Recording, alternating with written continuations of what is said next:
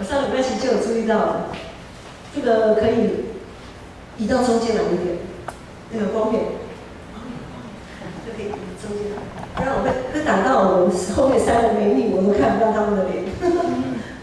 可以往中间一点比较好。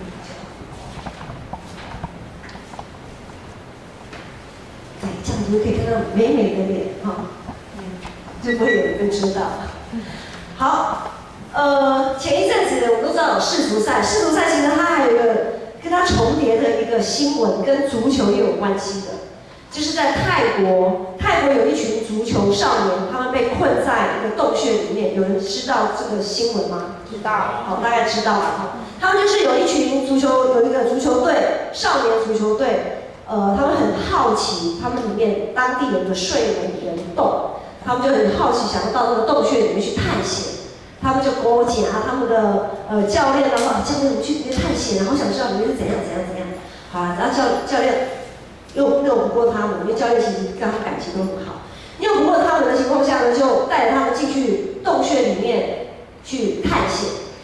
那个洞穴弯弯曲曲，然后又高低低，上下。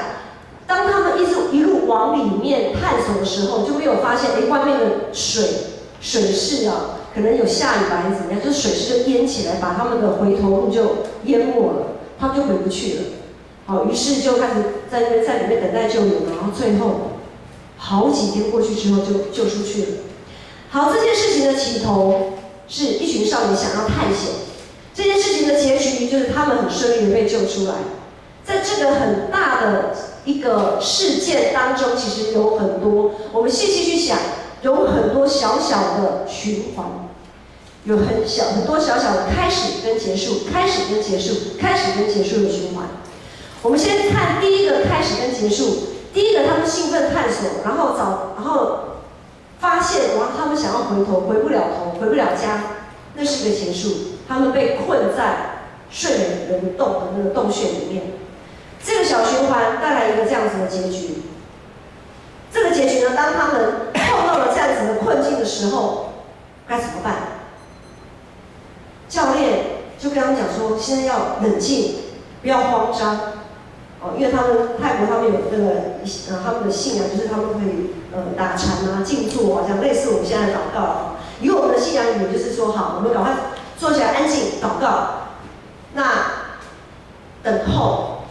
那在过程当中呢，这个教练呢，就带他们往更高的地方去找那个岩石的那个滴的那个渗漏水，因为淹起来那个水太混杂，没办法喝。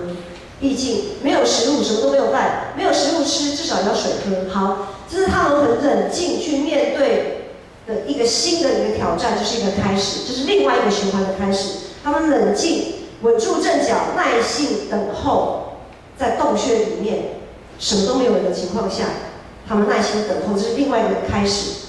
好，再来一个小结局，就是突然有人发现他们了，这是一个算是快乐的结局，有盼望的结局，有人发现了。好，那在这个结局呢，又带来下一个循环的开始，就是他们要怎么出去嘛？因为那个人是潜水进去的，他们要潜水出去，因为潜水没有那么容易，不是你今天教你潜水你就会潜水，而且他们已经在洞穴里很多天了，没体力，因为很多天没吃东西。你还要体力潜水出去。好，另一个开始呢，就是要等待救援，等待更多的时间，他们的外援进来，先把他们的带一些食物进来，让他们开始有体力。好，在这个过程当中又发生了一件事情，有一个救难队的队员不幸罹难，因为他在潜水的过程当中好像氧气不够，然后就是可能有一些突发状况让他没有办法反应，然后反正过程当中他就死亡。这个不只是带给里面的人跟外面的人都是很大的震撼。外面的人哇，那这下怎么办？到底是要再调整、改变作战计划、救援计划？那里面的人呢，突然听见这种噩耗，可能也会觉得那我们被发现了，还不见得能活着出去这样子。好，又是一段旅程的开始。所以其实我们的人生就是许许多多，在我们的出生到死亡是一个很大的一个循环。那在这个很大的循环里面，有许多的小循环不断，我们的人生就是这样被累积出来的。好，所以今天的经文呢是第7章的8到14节，8到14节跟从第7章的头第1节开始，其实是一个循环。那8到14节算是第二个 part， 第二个部分。我们先来看第一个循环，第1节。第1节说，死去的日子强如他出生的日子。出生是人生的起头，死亡是这段人生最后的一个结束。死亡这件事情，当我们面对死亡的时候，会激发我们人类很多的潜能。当我们发现自己快要死了，就像这些救难队员，平常可能还不这么的沉静沉着，可是一旦发现这件事情要活下去，就怎么样？就要冷静，不能慌张。好，以前不曾有过的意志、潜力都会在那个时候激发出来。每个都想我要活下去，所以现在要改变，我现在要怎么样？好，我们无法选择，无法控制我们什么时候出生，我们无法控制我们会碰到怎么样的情况、突发状况，我们没有办法控制万事的起头，但是却可以在这个过程当中，当我们面对这样子的状况的时候，我们可以训练自己，调整自己，来面对这个事件。我们可以训练自己，调整自己，面对可能有的结局。所以死亡之所以可以强如出生，就是因为生命在这个过程当中已经被试炼了，已经被淬炼了。接着第3节，圣经说，忧愁强如喜笑。我们如果有跟着新眼光进度，所以这2段经文应该还不会太过于陌生。他忧愁强如喜笑，忧愁为什么强如喜笑？可能很多人看了这段经文会觉得，好像怪怪的，这个圣经怎么讲的，好像怪怪的。忧愁让人懂得思考，懂得亲近神，依靠神，更仰望我们的上帝，或者是我们可以经由智慧人来对我们提醒，对我们勉励，甚至于责备我们，让我们发现问题到底出在哪里，让我们可以调整自己，训练自己来面对这个困境，突破现况。所以忧愁让我们知道人的有限跟上帝的无限，懂得谦卑观看上帝的作为。像上个礼拜我们建成篮球队2队，我们都知道打了一场很好的比赛，虽然输了，但是我们都心里非常的，并不被输球这件事情打败，我们依然非常的喜乐。当然，我们没有人愿意输球。当我在参与一个比赛的时候，大家都想赢。日光之下的胜利是很吸引人的，想要赢得胜利是一个起头。这个起头激励我们训练自己，培养默契。如果这个训练是我们可以定睛在日光之上的上帝，这个训练是一个正循环，而不是一个互相比较的那个负循环。所以呢，这个胜利，想要赢得胜利是一个起头，这个起头是好的。但是如果我们因着更羡慕日光之上的胜利，在训练过程当中，生命渐渐的成熟，那么输赢不过只是一时之间。我们要知道，输赢不过就是那短短的一时之间。可是这个渐渐成熟、正确的生命态度，就会让我们一生都有益处。所以不管最后无论是输还是赢，日光之上的胜利，日光之上的结局都一定强过那先前的起头。因此在这段经文的后面13、14节那个 PPT， 信宏麻烦你放一下第13、14节。好，13、14节这里讲说，这个是这段经文的一个结论。他说：“我们要观看上帝的作为，因为上帝让顺利跟患难都会同时发生，一并发生。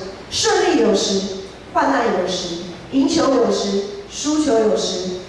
顺利的时候要喜乐，患难的时候我们懂得思考，就是要人懂得敬畏跟谦卑，因为我们的骄傲常常会让我们离开上帝。”当我们有一个新的旅程、一个新的开始，不管是新的工作，还是新的学期，新的人际关系、新的事业，当一切进行得很顺利的时候，我们会忘记自己其实是很有限的。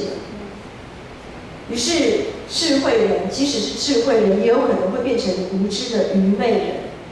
是在读传道书的时候，我们会常常智慧有时，愚昧有时。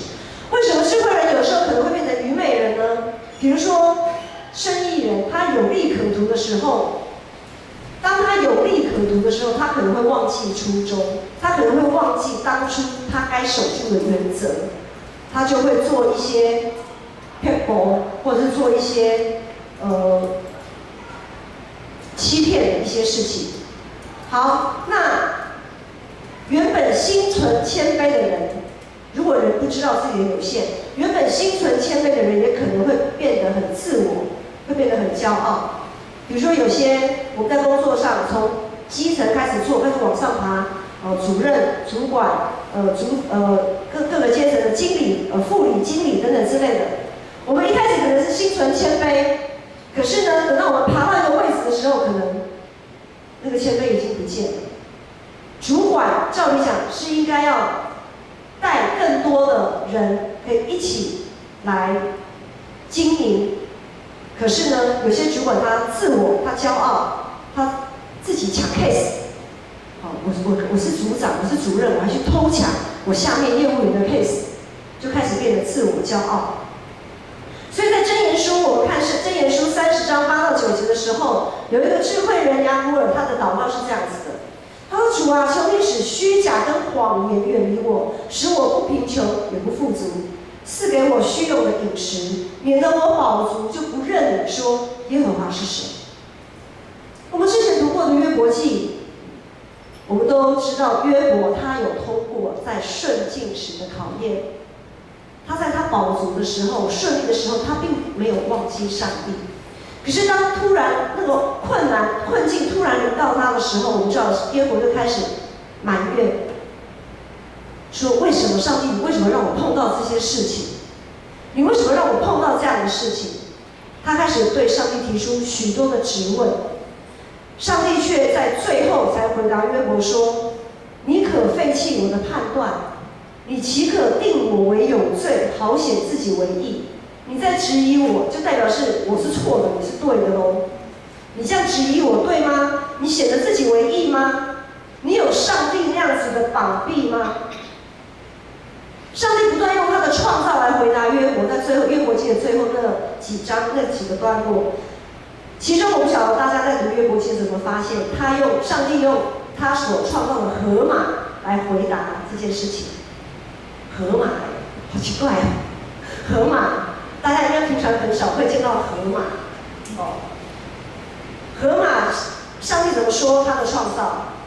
在约伯记里面，上帝说，河马的力量在上帝所造的万物里面，它的力气是最大的，是第一大的。除非是创造它的，也就是上帝，除非是上帝，没有人敢靠近他，也只有创造他的上帝才敢拿着刀靠近他。没有人敢靠近他，他的力量是最大的。有一次牧师看到从网络里面看到一个动物的频道，刚好讲到河马。它的场景是这样的，就是有一个水，一个溪流、河流。然后大草原的动物都会亲到水旁边去喝水嘛，止渴这样。就一群大野牛，它们就在岸边要喝水，喝的时候，那有一只比较小的野牛呢，来不及逃，因为有一只鳄鱼从水里面就这样冲上来，把那个小野牛的脚给咬住了。那小野牛当然要挣脱啊，往岸上跑啊。那鳄鱼当然要把小野牛往水里面拖下去做死亡翻滚。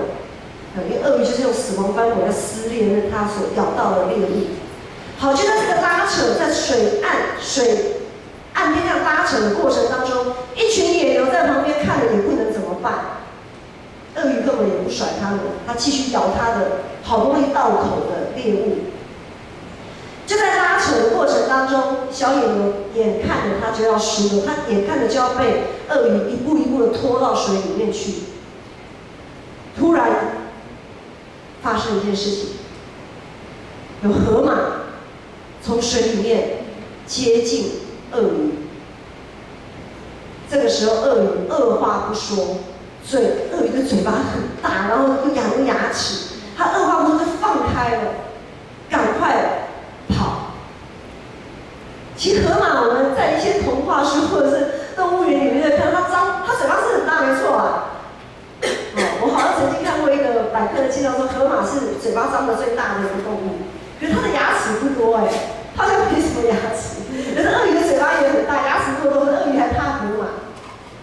看到河马马上跑，所以很多时候我们无法理解上帝的创造，很惊奇上帝是这样的创造的。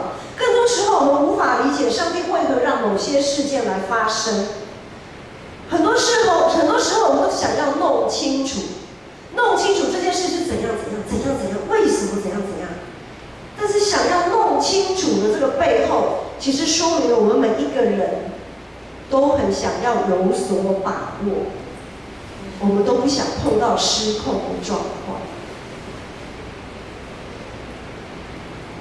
有些人很怕小孩子，特别那种听不懂人话的小孩子，因为他们哭闹的时候就会觉得好烦啊！你是怎样啊？肚子也刚刚吃饱啊？好啊，尿布也换了，我洗安装，为什么一直哭？那种失控的状况会让人不知所措我们人其实很怕碰到那种失控的状况。但是今天的经文里面13节，上帝说：“上帝要使它变为弯曲的，谁能使它变直呢？”如果上帝就是要让这个场面失控，谁能使它变直呢？最近牧师有去探访以诺的妈妈，以诺小朋友，我想我教主日学的小孩比较认识，以诺就是以勒的弟弟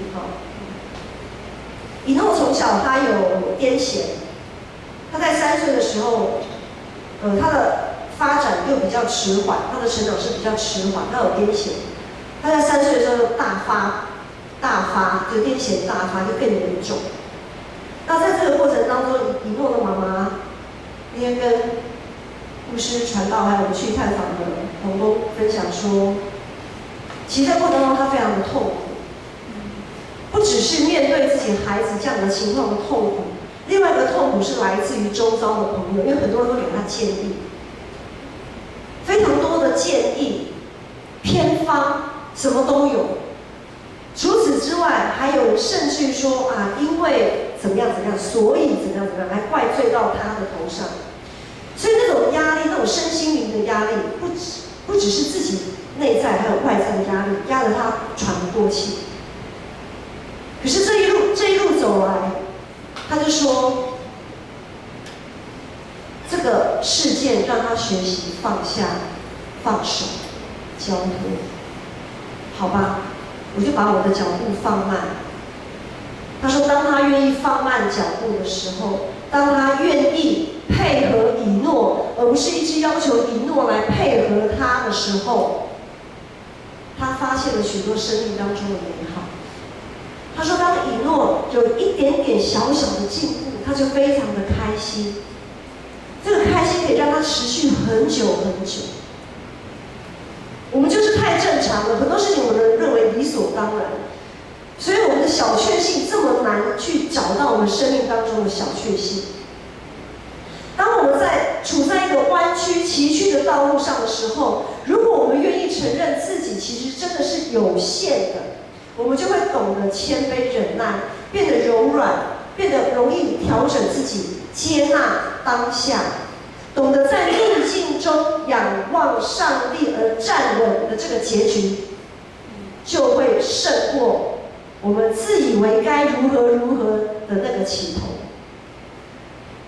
通常我们身体有状况，比如说运动伤害啦，或有一些病痛，我们会知道说，可能知道原因是什么，但是医生会告诉你用这个药可能只是治标不治本，可能你必须就是要怎样的。那有的时候我们心里也了然于心，知道这个情况可能没有办法医好，那这个时候会怎么办？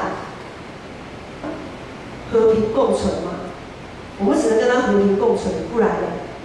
像传道他之前很早以前他有耳鸣，他形容自己耳鸣的状况就好像有交响乐团在他的耳朵里面，比如那种声音，那种背景音乐，然后以至于他有一些音频他听不是很清楚。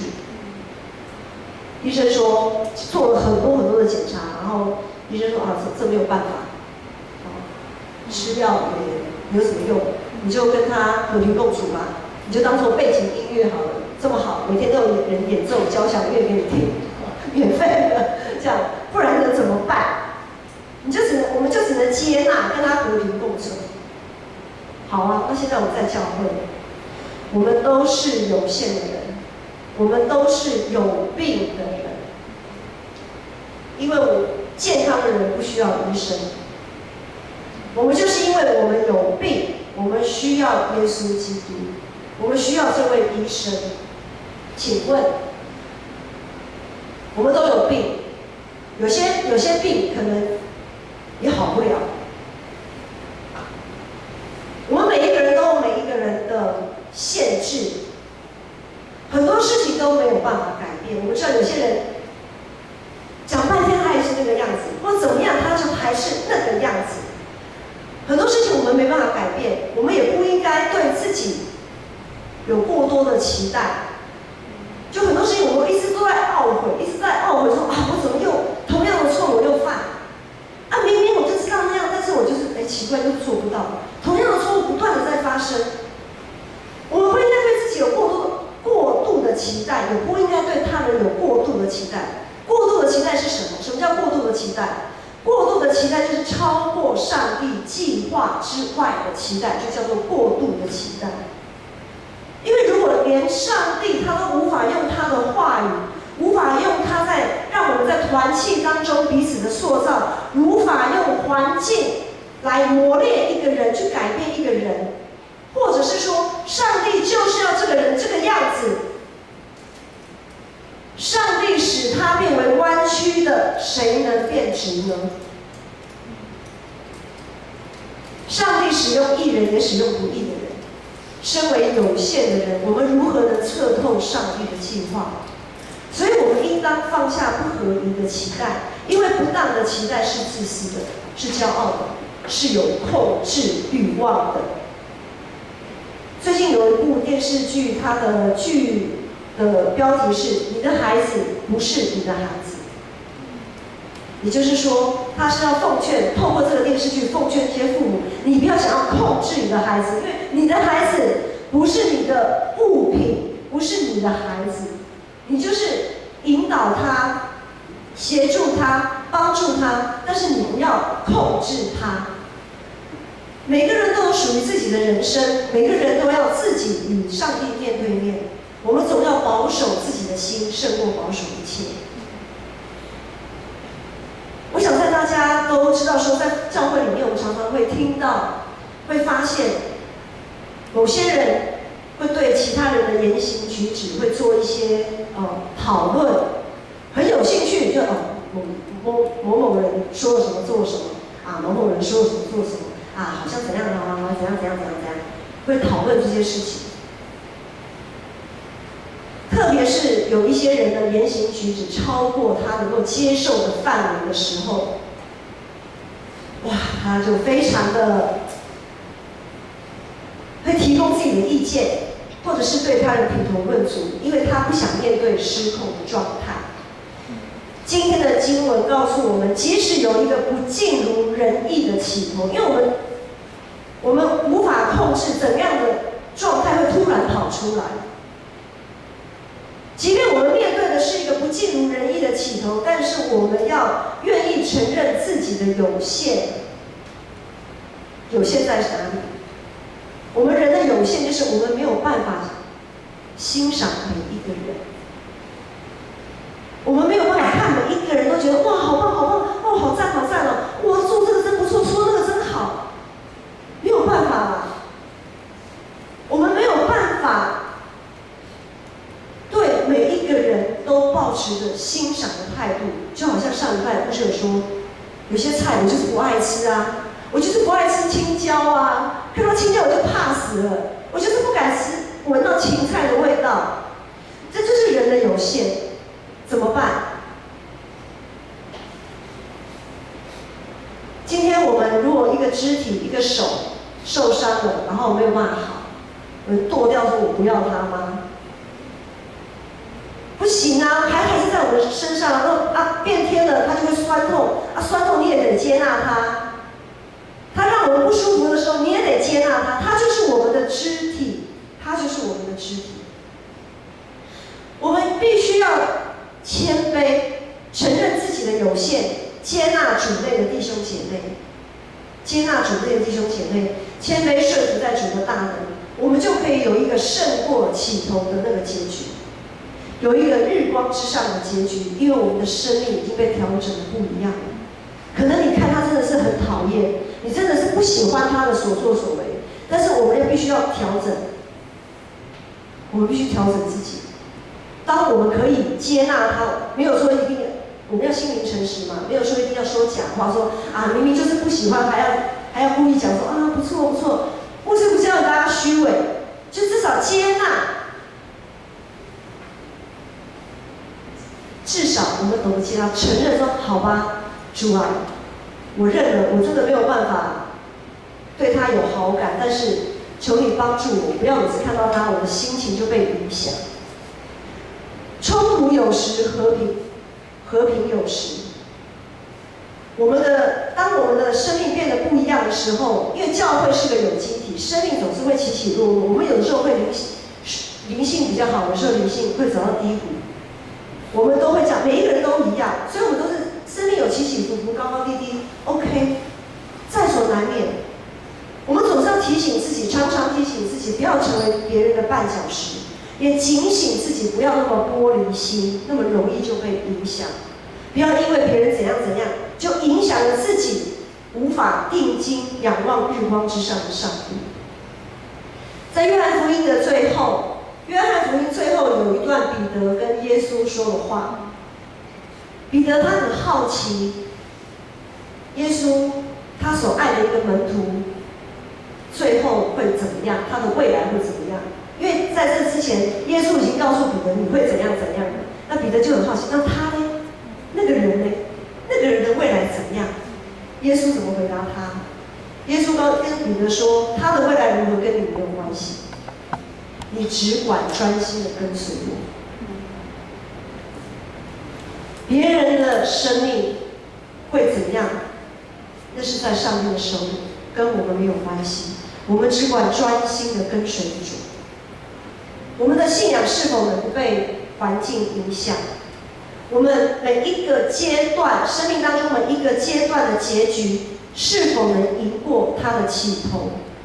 求主帮助我们锻炼自己，不要总是把心思放在想要控制别人，要环境来配合我们。即使一切都失控了，我们也要持续保守自己不失控。我们要持续保守自己，仍然在上帝的里面，只管专心跟随我们的主。我们要带进永恒的，到底是金银宝石的生命，还是草木合结的生命？是日光之下，还是日光之上的生命？我想答案在大家心里已经很明显。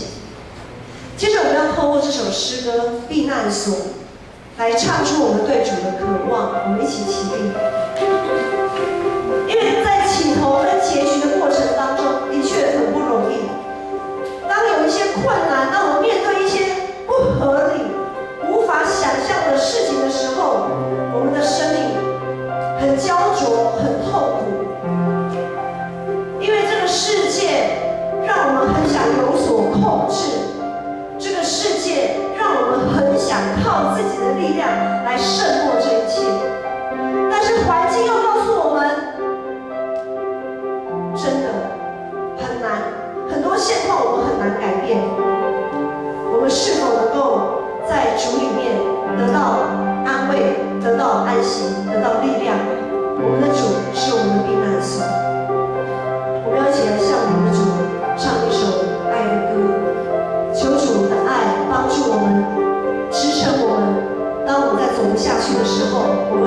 主走下去。你生命长守爱的歌，每一天每一夜宣扬你恩典与怜悯，让世界知道你拯救我。擦去我收回过去，赐给我新生命。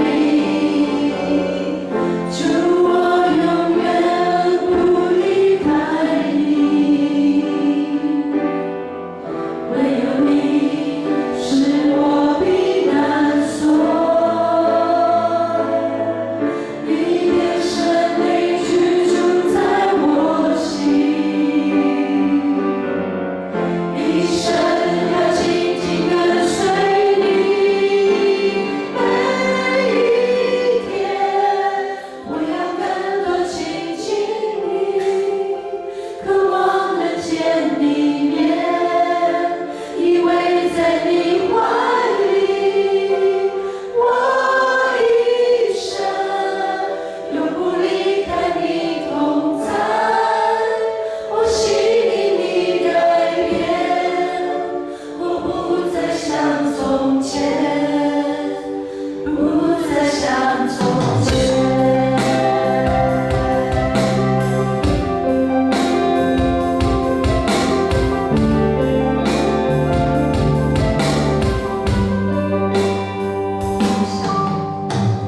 我向你唱首爱的歌，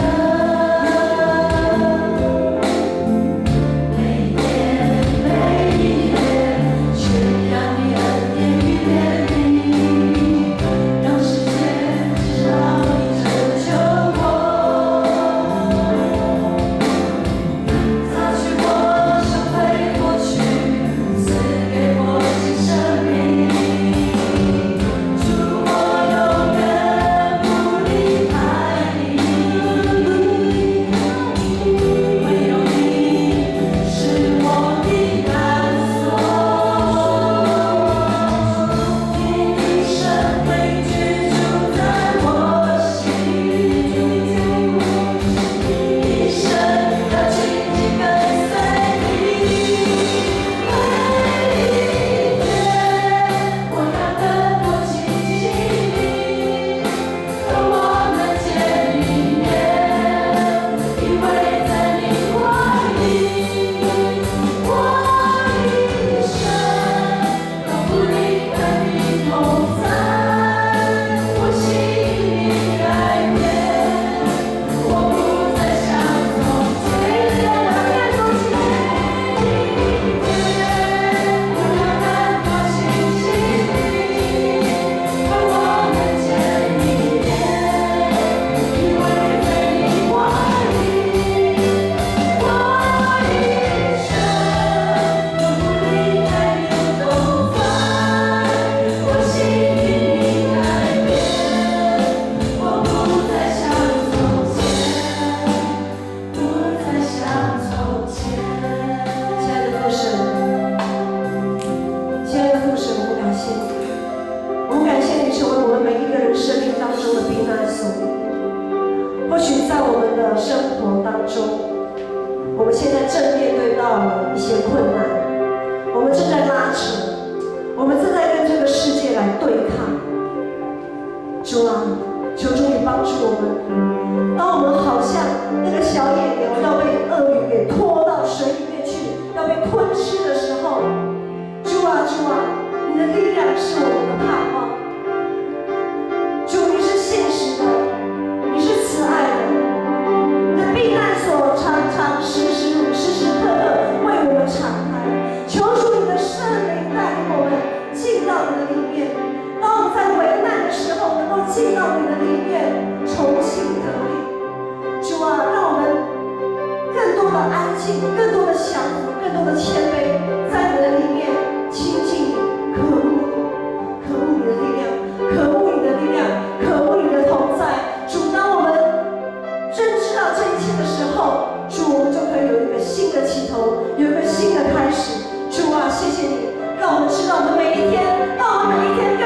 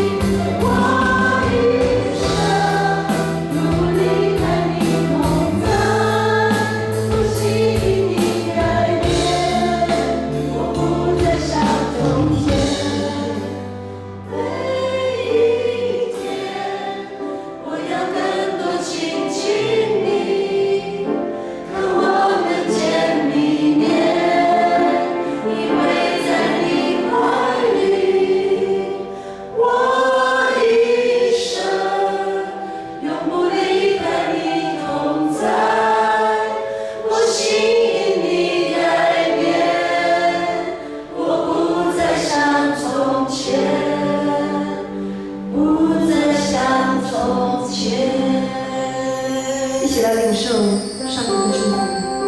爱我的父上帝，感谢你。愿主耶稣基督的恩典、天父上帝的慈爱、圣灵的帮助，帮助我们不再像从前，帮助我们在每一个不如意的起头，都能够仰望一个日光之上的结局。感谢赞美你，祷告奉靠